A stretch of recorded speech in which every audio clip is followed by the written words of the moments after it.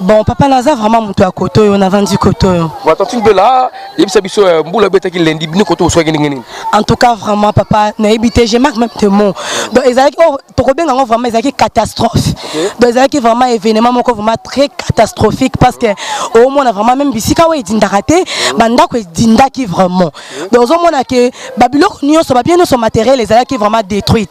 Parce que au moins, on a la télévision, la radio, Babylone, nous sommes pareil, nous sommes électrique, qui vraiment maï. Donc, on a coupé moyen là les athées. Parce que ce moi, on a court bois, qui peut qu'on noyer na maï peut accueillir pour du bon. Donc, les qui vraiment pas si. N'habite qu'on filmer au tel environnement. D'abord, environnement comme très sale.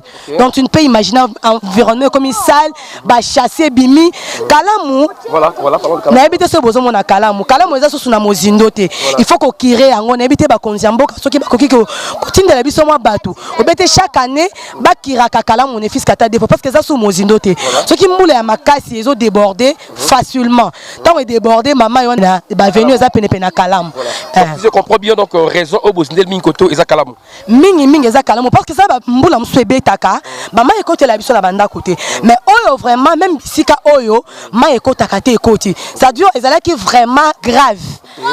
Pour toi qui peut battre msusu ba kufili wa mai et après 3 jours hein, parce que toi qui ba côté msusu ba dindaki na ba dindaki bana ba kufaki mais jusqu'à présent non to suite. Mais naza sûr et certain que après ces pluies en tout cas vraiment ba malheur et belé to rota les goya. Voilà, parlons maintenant de la monition awa et régie de ça fait combien de temps tu es au Tobuga? Bon, on a vraiment calculé. Pendant qu'il y a un koto, et là, on a réponse qu'il y a un commune qui est koto. Mais depuis qu'il y a un koto, on a remarqué qu'il y a un choana, il y a un rotoboka kaboué. Attends même, la région de Zoba et Babambi, parce que comme on a côté, ils ont Kobamam. Koto, on a des acquis à Kofongwama, Bakol, la noire, mais Koto, ça me l'a dit qu'il y a trop, Banaba, Koto, mais tout ça, là, vraiment bien été Bakuluna. Baroya, Batoboli, na consentement. Plus de 50 ans à quartier. Alors tu souffres trop na mai. Alors solution nga ezalaki ba parents na tango bakimi ezalaki que to abandonner le pont beto teka. Mais nga nazoki mesure que na bongisa. Hein na bane ko kotsa kaka matiti ko tumba yango ti o mondenge ebongwani mabelebo. Donc na kunda pena 4 mètres. 4 mètres, il y a 4 mètres, quoi, hauteur, il y a 4 mètres. Voilà. Maintenant, on a aussi Moussala, on a Bongisa, Nazalaki peut déranger ma case. Tous les soucis, Nazaki déranger, bah souci à une nion sur les alliés, Bakanganga. Donc, moutou mon côté, même voisin nion sur Bakenda, Balaksanga la télévision pendant une semaine. À la qui s'en imagine, oui, imagine que ça va. C'est que la raison. Balaksanga na raison que nazo boma environnement. Mais lelo oyo après 3 ans, ngande siko na komi ko sauver peuple ya Kimbangu 3 parce que bango nyoso bakima ki mai balala ki awa. Donc awa tamboule beti ata 45 jours etalinga ité. Naye kotoka mai papa. 3 mai ndenge na ba robinet ndok mai makate. Mai ezate ko ça 2 semaines 3 semaines mai ebimate. Il faut to ya na tio to yo toka ba mai. Voilà, donc ce qui est bizarre, est-ce que tu as un peu de bouche? Tu as un peu de tu papa.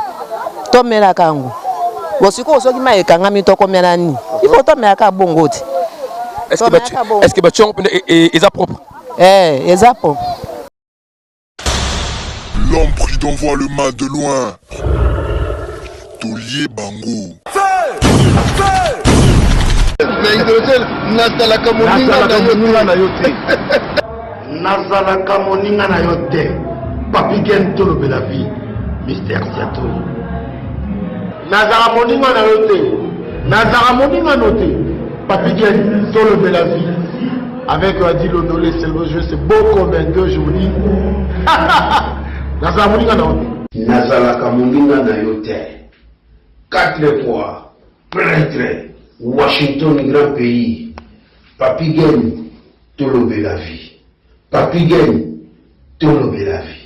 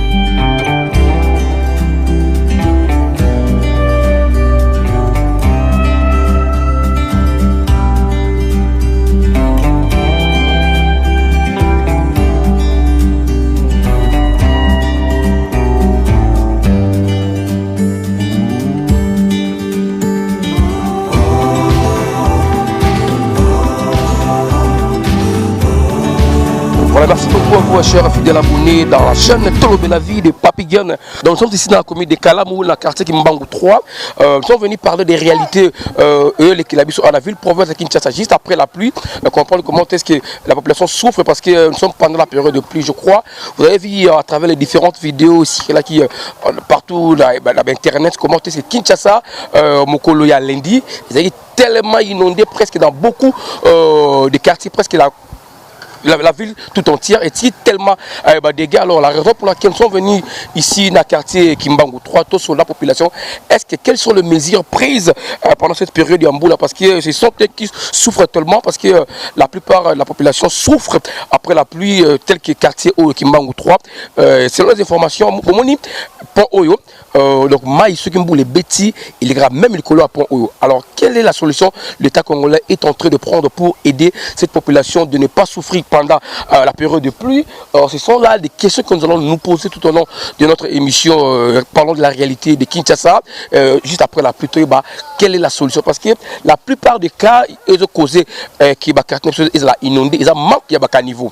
Manque de caniveau. Voilà donc tout le de la vie à travers notre émission des réalités de la vie de Kinshasa. Nous sommes ici, comme je dis tantôt, ici dans la commune, il y a Kalamou précisément, dans le quartier Kimbangu 3. On va parler des réalités de la pluie qui a causé Awa. Parce que lundi, la ville province de Kinshasa, c'était presque inondé partout. Et ça a Awa, même devant l'Assemblée nationale de la ville province de Kinshasa, il y a l'Assemblée générale, pardon, par du peuple. Même au niveau, il y a Triomphal, au niveau, il y a Willery, en tout cas, partout, la ville province de Kinshasa était inondée. Alors, nous sommes dit, voilà tout qui est à la quartier Kimbangu 3, tous sur la population. Comment est-ce qu'ils ont vécu ces moments-là il y a lundi? Maman Bote, hein? Bote, papa. Comment on a dit?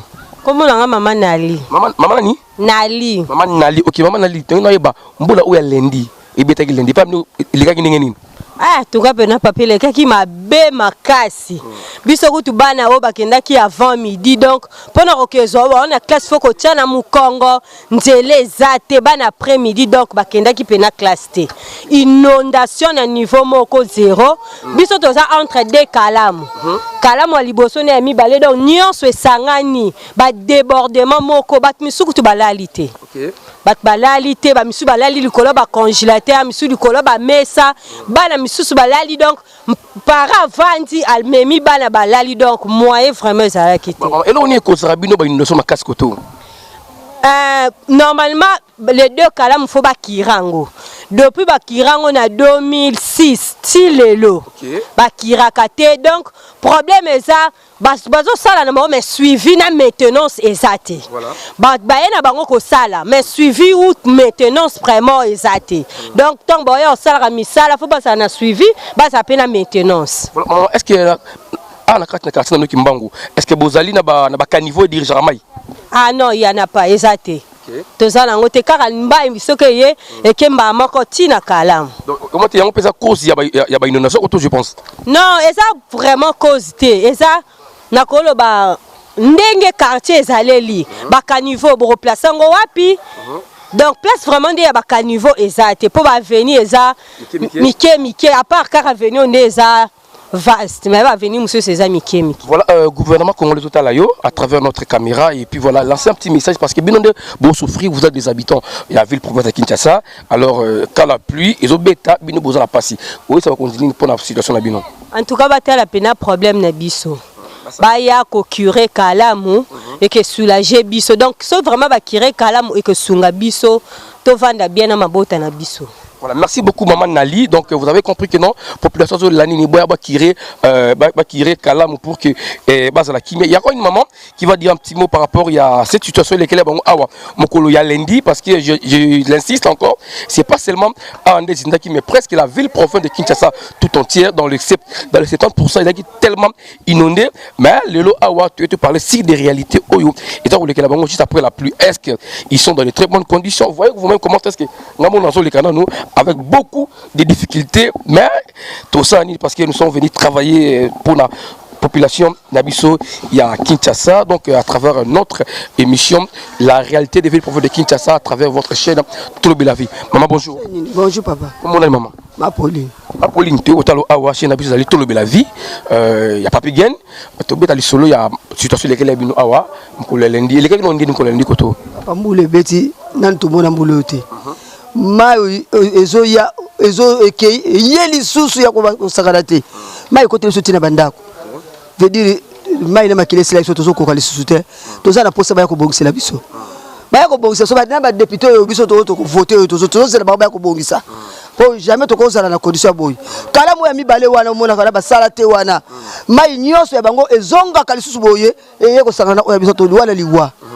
Bana basali preso bazo sala ya Luanza wana. Luanza wana basali wana papa. Na yebite so basali modeli nini mai wana ya Luanza wana ezo zongela biso susu boye. Ole ba bongisa Luanza wana fale ba bongisa ba bongisa pe biso awo. Po biso to comme na suwa to zo mona moite. To yebite so ba sala ngum koloni po biso ba ya ko sala ko po to boli moizati. Ba ya ko sala to zo zela bango. Ah, c'est la projet ba tama kadam. Na projet sala ngo route yo tina 24 ma 4. Meti siko boye bazo sala ngote. To zana kata pas tala modèle ba full. Tala ba full yo mo tala ba full ba ko ba full. Likolo ya mai. Balabala na ba wewa na ba nini e bato alika kaka awa place useza te kaka yango mais siko fale ba bongisa poto za la malamu ozo mona veut dire passe usakana te ba ko bongisa tozo zela bango ba kolezo bela biso ba pota makako usakana pona mai. Voilà, merci beaucoup. Vous avez compris, population de la maille tellement. Il faut voir le moyen de créer les calams pour leur permettre à ce que non, parfois on a kimia. Et puis il y a eu une promesse que non, voilà, ils vont faire un effort par tous les moyens, par des possibilités. En avenir, parce que c'est la route principale, parce que Mati 24 et Keiti la université et puis Keiti na 24. Alors en tout cas, chers fidèles abonnés, vous comprenez vous-même, donc nous sommes ici en train de travailler pour le compte de votre émission Les réalités des villes de Kinshasa à travers votre chaîne Tolo la vie de Papi Gen. En tout cas, désormais, il faut s'abonner ici à travers cette chaîne. On a trouvé une maman Mbote. Hein? Mbote papa. Comment on a maman? Maman Linda. Maman Linda, tu es bon parce que je suis lundi, je suis makasi côté na ville province de Kinshasa. Bino koto bosoa kiningeni. Mbule bete makasi mai etonda ki inondation sala mai côté oyo le moyen penze za kité kala mu koto etindi kala mu koto kuna etindi donc to lala kité mai na ndako donc somo to lali ka libanda ti le lobe to lala ka libanda. Voilà maintenant bandiko babi le kozo déranger bino izande kalamu. Kalamu ndezo déranger biso ba ya ko attirer kalamu zo déranger biso et puis nde ba sai so ba prince ba sai ba prince côté kuna likolo de ba prince na ba mai place au kende zate ba mai no so ya ka côté o kaka to dinda kaka na ndeni papa puis to za bana ya Kishasa siko to bano dinda timu kolonini to na posa nde kalamu ba tirer yango et puis ba mai ya ka lisusu te to ande la posa ka ya bongo. Voilà, merci beaucoup maman quand même Mboulango et poser ba dégâts alors. Badege semba côté musume côté onde badega pene samite mais tozolela kako zinda kako lala libanda. Voilà, vous allez remarquer même étaler kaya na classe, c'est-à-dire que non voilà, ils ont surtout ils ont maille en tout cas cette pluie là et betaki awa. Donc le lundi ça causait sincèrement de dégâts ici à travers la ville province de Kinshasa. Donc nous sommes descendus ici dans quartier Kimbangu 3 parler avec la population par rapport à ce qui s'est passé le lundi total là après la pluie. Mais j'ai vite compris que non, après la pluie, c'est toujours délige. En français, après la pluie, c'est les beaux temps. Mais au Abissou à Congo, après la pluie, c'est les mauvais temps. Les gens sont dans des conditions précaires, dans des conditions animées vraiment. J'ai fait l'appel au l'État congolais. Battre la Kaya Bandira côté, en tout cas, vraiment, Bako Kiri Kalam Nabango. Baluke Nabango, même dans Babala Mounini, il y a un Giringi, Batamo Caniva Mounini, eux auront maille conduisant, maille ti na Kalam. Parce que ceux qui, basés na Canivoté, ils seront toujours dans des problèmes. Alors tout ça, ça va poser des sérieux problèmes parce que Moutoufa a condition à Malamu, mais condition Oyo Bandou Nabiso, Bazako Teo na Kimbangu 3, Bazako vivre en tout cas, c'est pas une très bonne condition. Merci.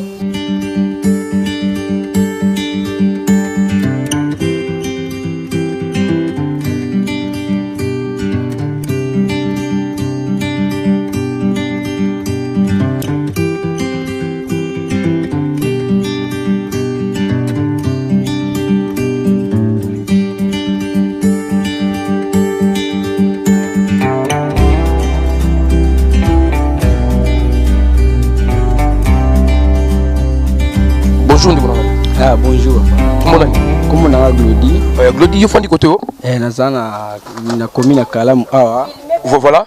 Donc voilà, donc voilà ce qui cause après la pluie. Donc en tout cas, c'est tellement très difficile à comprendre ça. Papa, il y a lundi, vous allez oui, nazalai mukolo lundi awa na bimaki na mwembula ye na zongi na ndako na ozonga na komi awa mbule bandinga na za ti kalamu déborder na nde kalamu ndele ka ba fulu ba chacha na bo déborder kalamu zongeli biso na nde mo ya grave to zalai mai nondia na façon mabe pina ba pangu nyoso bo na kati ya mai to dineb mana ndenge mabe makasi tinde bo mon événement ndi to za sika bo passage ezate parce que tout le monde a poto apparemment ba bisi biso pe yayi des morts koto mkola lundi wana. Oui, il y avait des morts parce que kuna ndeko mwa bimai ka nde batu bakende ba msala na azonga ki azalai bien habillé bo amone bonga likabongo te falaki ba memaye bon ba memaki pe na mukongone bakende ba katisa des personnes bon ba balingi ba katisa mbonge ezalai makasi ememi batu mbala na moko akoi depuis bunga ki akene libela amona na qu'est-ce que na mona nde ti siko amona nkate. Voici les dégâts causés après pendant la pluie. En tout cas, je ne sais pas moi, qu'est-ce qu'on doit faire. Nous savons tous que non, un bout les alliés catastrophe naturelle. Mais il faudrait que Bakondiambo mesure comment est-ce qu'il faut éviter ce qui est bêtis population et la kimia. Alors population, il y a côté besoin la passe. Que le message que vous lancez dans le gouvernement par rapport à cette situation bolékakoto.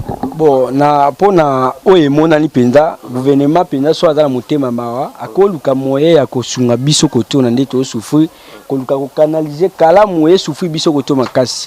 Bon faut koluka moye ya kokanga kalamu ba pesa be biso mo ba pui mo boya ko bongisa ba veni ba direction nyeso ta direction salité bo. C'est moya otamboliza te to souffrir moya ke misali zate to fanya bandako. C'est que gouvernement luka moya kwa puye biso pe asunga ki a bongisa biso ba place to za quand même à l'aise. Donc le problème le plus important côté de déranger Minisa kalamu ndé déranger Minisa makasi. Kalamu ndé sa moete kalamu soka etondi kuna ba mai côté biso na bandako. C'est que ba salité nyoso wana yeya côté biso na bandako c'est que moete. Voilà, merci beaucoup. Donc nous vous rappelons, nous sommes sur l'avenue Yolo. L'avenue Yolo, c'est aussi parmi les avenues principales. Il y a quartier où il y a Kimbangu 3, mais vous voyez vous-même les conditions telles que les gens vivent, surtout pendant la période de la pluie. En tout cas, qui dans le témoignage, il y a eu même des pertes de vie humaines parce que moyen boto les cas alors nous demandons toujours dans le gouvernement congolais comment est-ce qu'il va canaliser bamaï bas la même bas niveau s'il faudrait même bakirer kalam parce que la population lobby kalam mundé mutu ils ont dérangé bango tellement mingi. Voilà, nous sommes là à travers notre chaîne Tolobe la vie des Papiguen Nazaramuninga Naote. C'est ici donc vous allez comprendre les réalités de la ville province de Kinshasa à travers notre chaîne Tolobe la vie.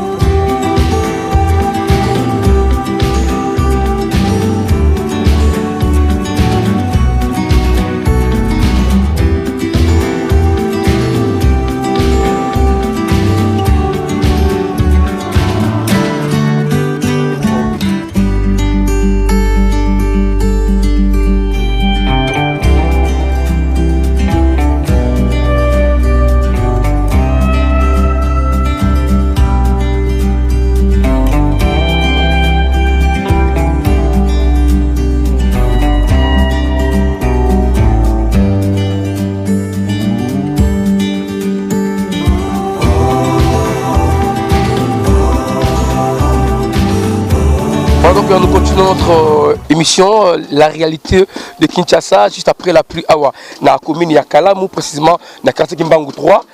Parce que côté vous avez suivi vous-même comment est-ce que la population est les par rapport à Kalamu, aux autres dérangés tellement, ce que vous les bêtis, Kalamu, il y a surtout et aux autres voilà on vient de vous montrer Kalamu 1 au pays de Kalamu 2. Donc quartier O, ils ont tout entouré la Kalamu. Alors son bout les bêtes, il va tellement en difficulté, mais on a trouvé un messier chez lui, c'est exceptionnel. Tu vas maintenant l'écolo, tu vas comprendre quels sont les mécanismes. Il y a ça là pour le Azraoui. Papa, bonjour. Bonjour papa. Comment on a pardon? Comment on a Thomas Monakelo? Papa Thomas Monakelo, tout le monde n'est pas dans l'écolo. Et ben il y a yoza l'écolo, il y a bazar nasé. Bon, tout le monde est que tu sali plus de 50 ans. Plus de 50 ans dans le quartier. Alors tu souffres trop dans maille. Alors solution dans les alaki ba parents na tango ba kimi. Ezalaki que to abandonner le pont beto teka. Mais nga nazoki mesure que na bongisa. Hein, na bane ko kotsa kaka matiti ko tumba yango ti o mondenge ebongwani mabelebo. Donc na kunda pena 4 mètres. 4 mètres, il y a 4 mètres, quoi, hauteur, il y a 4 mètres. Voilà. Maintenant, on a aussi Moussala, on a Bongisa, Nazalaki peut déranger ma casse. Tous les soucis, Nazaki déranger, bah souci, tu n'y ces alliés, Bakanganga. Donc, moutou mon côté, même voisin n'y Bakenda, Balaksanga la télévision pendant une semaine. À la Kisanga, imagine, oui, imagine Zawana. C'est que la raison. Balaksanga na raison que nazo boma environnement. Mais lelo oyo après 3 ans, ngande siko na komi ko sauver peuple ya Kimbangu 3 parce que bango nyoso bakima ki mai balala ki awa. Donc awa tamboule beti ata 45 jours etalinga ité. La kasi image yango zo mona yo. Ce que bandiko o bazala si donc conseil malon peut ça bango zabala ndaka eloko yo salaki. Bon bakoyi ko landa conseil ngo me bako kokate. Bakokate parce que mutumota ko ndima pendant 3 ans sans repos. Abimakate kaka musala lupango na ndimité. Parce que nga pena na ndimaki na mipesa ki mobimba. Donc na bimakate na ebi victoire te tilelo. Depuis 2020 tilelo na comme victoire te. Na la mukaka na tongo. Et pourtant ezaka pemino awa. Mais oui, mais na la muki na tongo na osaka musala lupango. Donc comme le kola boulot na nga oyo na banda ko vivre nango ko sala ka musala ka a. Bon tant pour le beti batu o ba idai batu koto ezayona nani? Na capitaine Manoka nakasi ndako nepe yango wana ezana oui capitaine Manoka donc yekuta banda ko sauver batu banda kala donc papa na za boboto mingi. En tout cas, voilà, merci beaucoup. Donc, vous avez compris l'idée, Papa Nabiso. Tant que peut-être les gens les prenaient comme un fou. Moutalibo Mawana a salté le pont, Moutalibo Mawana a solo. Mais aujourd'hui, là, Moutalibo Mawana peut-être au secrétaire et le Sali.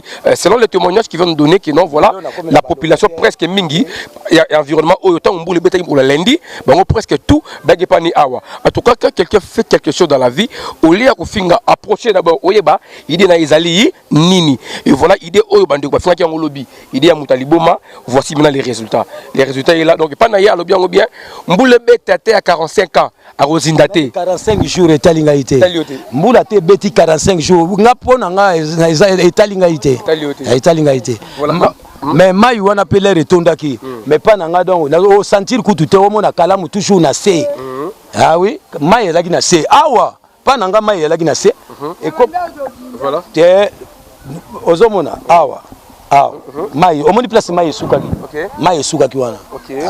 Voilà, ça. Voilà, merci beaucoup. Donc vous avez compris, nous parlons le dégât causé après la pluie ici en République démocratique du Congo, précisément dans la ville de Kinshasa, lors de la pluie qui a lundi, le Oyo, tout le monde a des dégâts et sali. En tout cas, beaucoup de gens, Bazindi d'ailleurs, il y a un témoignage, il y a même des pertes de vies humaines.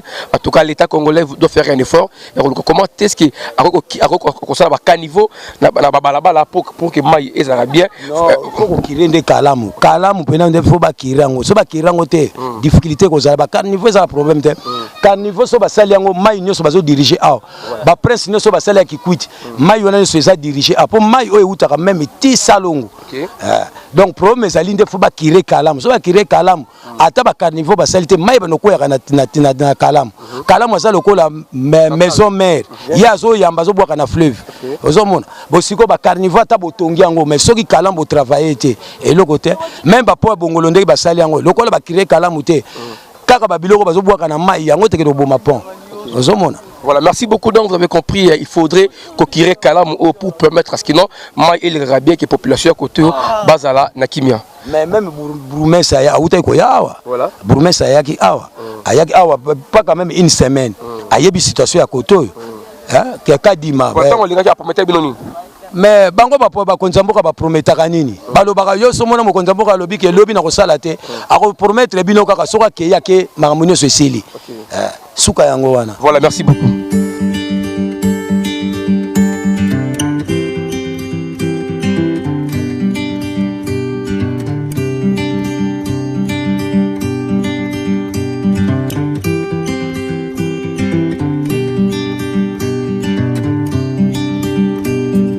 Nous sommes ici dans la commune, il y a Kalamou, quartier Kimbangu 3. C'est l'avenue Ngiringi. Nous sommes venus parler conditions de vie des gens après la pluie. Vous avez vite compris que non, Mokola Lendi, la ville province de Kinshasa partout, il est tellement inondé par rapport à cette pluie-là. Voilà. Il y a une maman qui va donner son avis. Maman Mbote, hein? Mbote, papa. Mon ami. Là. Tantine Bella, voilà. Au fond du côté. Bon, papa Naza vraiment monté à côté, on a vendu côté. Voilà, Tantine Bella, il y a Mboula Beta qui Lendi, bien côté au soir. En tout cas, vraiment, papa, n'habité, j'ai marqué même tes mots. Donc, ils avaient vraiment une catastrophe. Donc, ils avaient vraiment un événement vraiment très catastrophique parce que au moins, on a vraiment même ici, quand il dit raté, banda quoi dinda qui vraiment. Donc, au moins, que Babylone, nous sommes bien, son matériel, les avaient qui vraiment détruit. Parce qu'au moins, on a la télévision, la radio, Babylone, nous sommes pareil, nous sommes électriques, côté qui vraiment maï. Donc, on a coupé moyen là les athées. Parce que ce moment, on a court, qui peut qu'on noie na maï peut accueillir pour du bon. Donc, les qui vraiment pas si. N'habite au filmer au tel environnement. D'abord, environnement comme très sale. Donc, tu ne peux imaginer un environnement comme sale, chasser, bimi, Kalamou. Voilà. N'habite ce besoin mon Kalamou. Kalamou est sur na mozindote. Il faut qu'on kire en on habite ba konziambo so ki ba koki ko tinda la biso mo batu. Obete chaque année ba kiraka Kalamou ne fils kata défaut parce que ça sous mozindote. Ce qui moule à makasi ils ont débordé facilement. Tant est débordé maman on ba venu za pene pena Kalamou.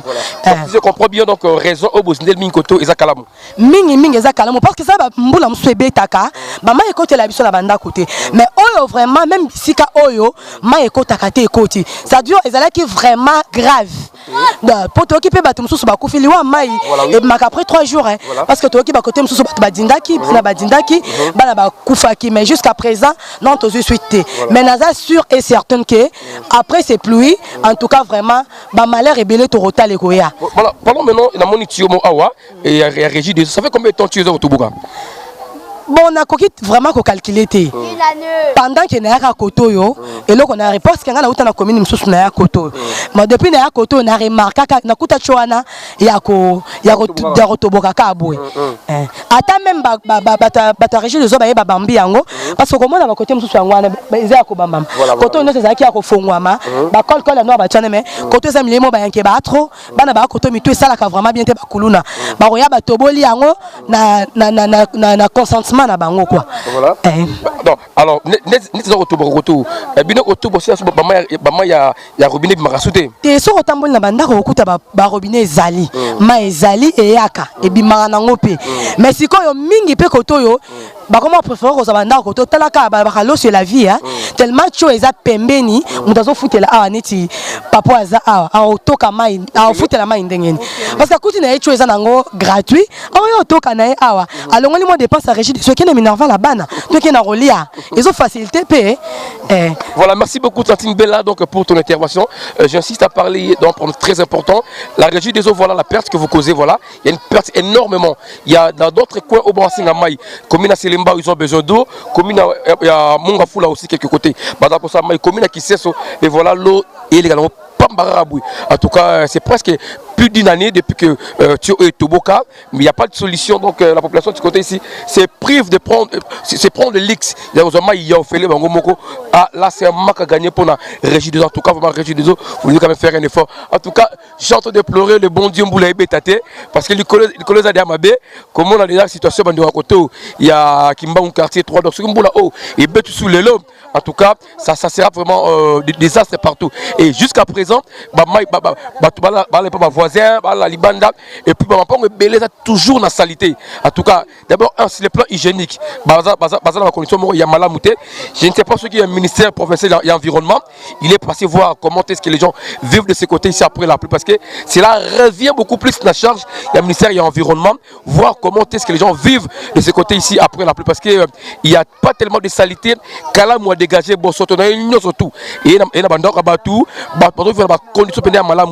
mais vous allez vous rendre compte compte que non, l'État congolais, Kara, Elora Malonga, Ezate. Donc voilà, merci beaucoup. Donc, il y a une maman qui va dire un petit mot. Maman Yaka. Voilà. Mambote, hein? Ah, Mbote papa. Comment on a maman Titi? Maman Titi, la caméra, on va voir. Maman Titi, tu es banane. Mboula ou lundi. Bino koto les gars gini. Mboula ou lundi à papa. Tozala ki penza awa. Donc na émotion mo makasi. Ko to s'attendait ite ke Mboula wana e kaka ko beta modèle ebeti o sel donc ba scandale na banda kwa batu na ba mapangu. To lali tala même bala mike balali même ata donc na balikola batol. Mboula koti modèle Mboula débordé. Donc to éviter soto lo banini pona sika oyo to lo ba nini na ba konza mboka heureusement ka nzambe aboyi ke ba scandale salama batu bakufa nzambe abibisi mai ndenge tondelaki donc ezaki penza bien te au moins maman balobi beaucoup plus eza pour que kalamu na bino eza penza ki rete alors kalamu oyo nde omoni ya papa yo mozwa ngo kaka otande kalamu nde ezali tokoma vivre koto yo kalamu ekomande fulu ya batu pavement ya fulu donc kalamu edinda lango ebona na sute komande ba mapangu ekomande ba fulu ya batu yo mo otala kaka so mbule beti tokobeba to tobonga tokobeba bato lokota ba saleté na bandaku baka mingi ko na kalamu awa babwaka ka awe komande tala a place na telemi ezo denda pavement de komande fulu fulu nde so ebisi mutu ko bwa fulu te ezo ko bine mbesi nao donc awa fulu nde papa ezo dominer bango moko moni ko to baza environnement awa mabanga o ezake batia bakire awa basala ba pavement ezali te kaka fulu mingi na kuluna yo mo tala kalamu so ebisi mutu ko bwa fulu te na balopango e komata msu bazo recommander ba fulu msusu sans fulu ya kokota na pavé na ba pampex na ba biloko salité tangu siko mbule kobeta papa na okosa ote yo moko zwaka bano nde basatala bango donc salité makasi kuluna cho kaka o ezokota biloko salité yango mai wana batu bazo mela bazo sukolela donc na ebisi yo papa to éviter kisi nini to mela pour dégager microbe. Voilà, merci beaucoup. Donc je dois rappeler à la population quinoise Bino Bayoufani Pemina Kalamu. Voilà maintenant, pardon mon cher ami Limisangay. Voilà ce que vous faites maintenant. Bon, comme ici, Kalamu, là où vous pouvez facilement jeter vos déchets. Voilà, aux poubelles na Kalamu. Poubelle na Kalamu, ce que yango oyo est commis na niveau oyo. Alors vous-même vous souffrez. Je ne sais pas moi si les gens réfléchissent en tout cas des fois, si la population quinoise comprenne des choses. Aux saleté na yo anda kuno oboge na Kalamu. Tras qu'on est commis impossible que mai et les cas. Alors sur une boule et beti, mai wana et zongeli bino moko commis bas souffrant. En tout cas, nous devons interpeller les gens de comprendre que non Kalamu est un endroit où la poubelle té, ezali eska mai et les cas. Mais biso, tu vois que la poubelle sur Kalamu et voilà le dégât qui cause maintenant lors de la pluie.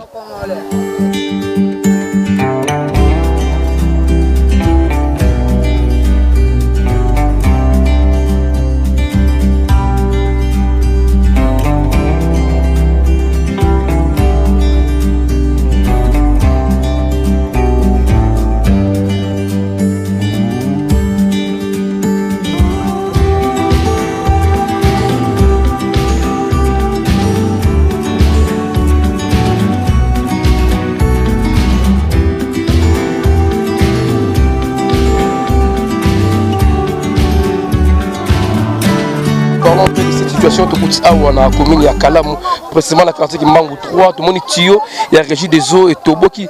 La question qui me préoccupe, c'est quoi savoir au moins si on met la main, maman beauté, hein? Beauté papa. Comment on a?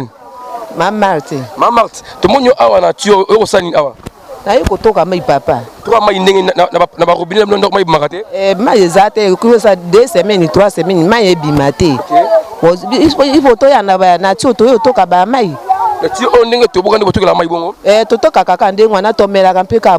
Voilà, donc ce qui est bizarre, est-ce que tu as un peu de bouche? Tu as un tu papa.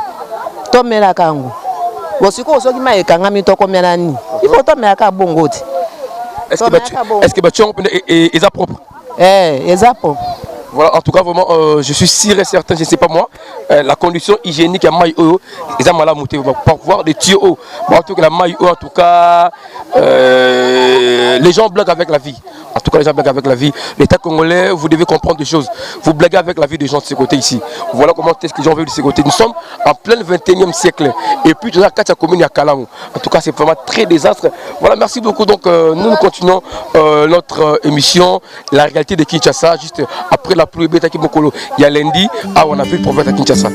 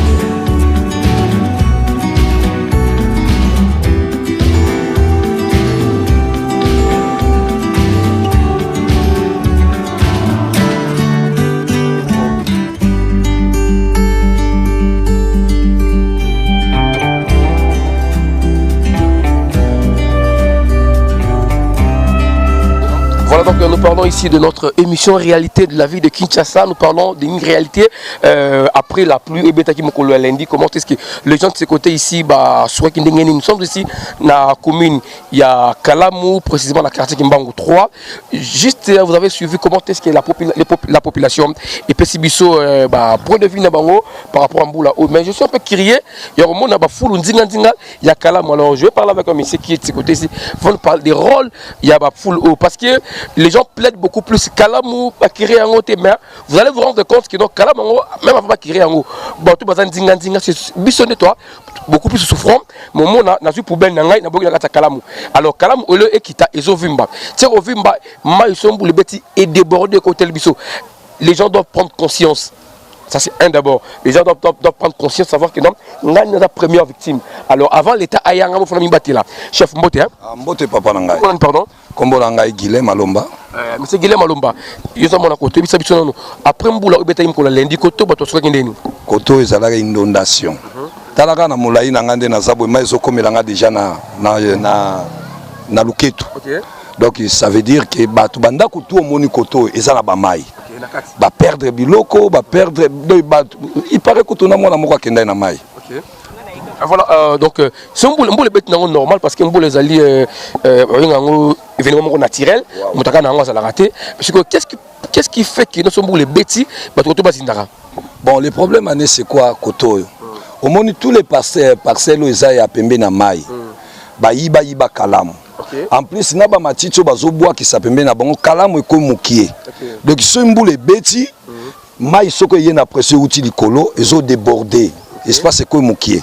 En plus eloko mo eza koto nga na sali constant lokola ba fulo ekoma lokola ba comex abato. Voilà. Okuta na tongo ba papa bazoya bazoboa ka ba fulu ba bato ba propriétaire mapang bazopesa bango tuma ba 1000 francs. Pour ce moment, si vous allez trouver au monde, oui, c'est bien. Bon, il faut matissa pour baser la moins équilibré, mais la condition T. Alors que maintenant, titre le baboy, ça pue. Donc, solo ma bé koto opena de maladie. Voilà, merci beaucoup Ndeko. Un petit conseil à Bandeko Oyo. Peut-être que ça la elo olobi ya ko tchaka ba foule mais au kolo sabangoni. Bon, conscience na bango sala. Les santé il n'y a pas de prix hein. Donc le temps mutazo linga santé za la malam. Ce qui Bible solo baké santé pesa par la bénédiction moto. C'est que moto faut le cause dans la bonne santé. Pour la bonne santé faut éloigner salité. Ce qu'on éloigner salité alors que vous avez la bonne santé. Baza pembe ni conscience na bango sala. Chef de l'état ta ko ya longo la bango. Gouverneur tem ta ya longo la bango mutu. C'est là mobutu ba salongo ezala. Mais koto solo bi salongo mutu sala zate. Ko vanozo monakaka. Bato baza bien encadré to bien organisé. Akolinga te salité za liboso na. Merci beaucoup, monsieur Papi. Hein? Monsieur Guilain. Monsieur Guilain, voilà, merci beaucoup. Donc, je salue mon ami Armelo Carmelo depuis Londres. Pourquoi pas aussi saluer tout le monde qui savent que le verre le signe à Papi Gun. Je te salue, voilà. Ah, maintenant, tu allez la frontière entre Yolo et Zo, na quartier Kimbangu 3. Juste, na pont, il y a Yolo et Zo. Mais je vous dis, chers fidèles abonnés, donc, ça pisse sérieusement. Solo, en tout cas, je ne sais pas moi. Donc, et chose étonnante, il leur paye ceux qui 1000 francs. Maintenant, quand vous jetez ça pour 1000 francs, cette odeur nauséabondante, odeur où on va respirer en haut. Vous voyez pas que vous amenez des malades dans Ndaku. Mboka yango participer ezali. Misali ezala raté, mais nous devons quand même nous protéger nous-mêmes. Si vous laissez ça, va respirer solo. En tout cas, il y a une maladie. Vous allez vous rendre compte que mon abbé Lara papa typhoïde. En tout cas, c'est pas bien. Merci à vous tous d'avoir suivi. Donc désormais, abonnez-vous ici dans Tolobe la vie des Papi Gun officiels. Merci. L'homme pris d'envoie le mal de loin. Tolier Bango. Nazalaka moninga na yo te. Papi Gun Tolobe la vie. Mystère Siato. Nazalaka moninga na yo te. Nazalaka moninga no te. Papi Gun Tolobe la vie. Avec Adi Londolé, c'est beau comme un gueux, je vous dis. Nazalaka moninga na yo te. Nazalaka moninga na yo te. 4 fois, prêtre, Washington, grand pays, Papi Gun Tolobe la vie. Papi Gun Tolobe la vie.